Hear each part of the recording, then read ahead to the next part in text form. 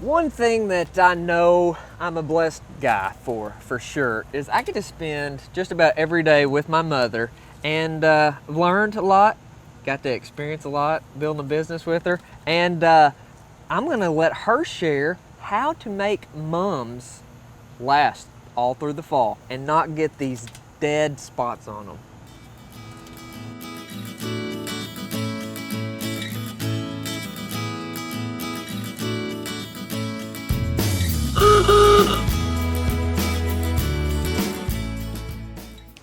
Every year around fall, we are so excited to get the mums in. And of course, me being a Halloween baby, I'm all about fall. This is a classic example of when we water mums in the evening time and it doesn't have time to dry the leaves. We get a lot of these areas here. If you run into this issue, your mum's not bad.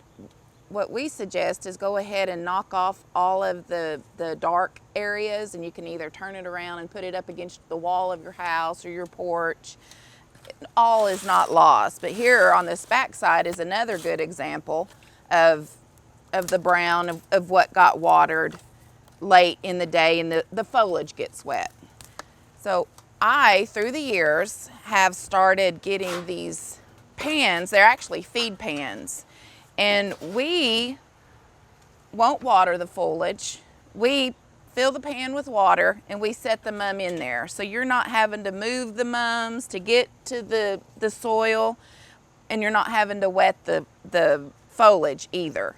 So that has really helped, and I try to tell everybody that comes to the market what I have adapted to with watering, and it has really worked for us. The same thing goes for even the zinnias. So these are real particular if their leaves get wet. So I do the soaking from the bottom, let the pan pull and the plant pull everything up that it needs. And you can even water late in the day if it's gotten too late to water. They're good. Water it late in the day, the water's not hitting the leaves. The coneflowers also, here's a good example of wet that has hit the leaves, water, and again, I just pinch them off. It's good. So we have two different sized pans. I've got the small one for the smaller plants, and then we've got this big guy for the big mums. And what you have to do is just get the water up above those holes and fill that up. But the plant will soak up the water it needs and it wants. And a lot of times we do the weight test. So if the mum's really heavy, you're good. You don't have to water it. But if it's really light, then soak your mum and let it get a good drink of water.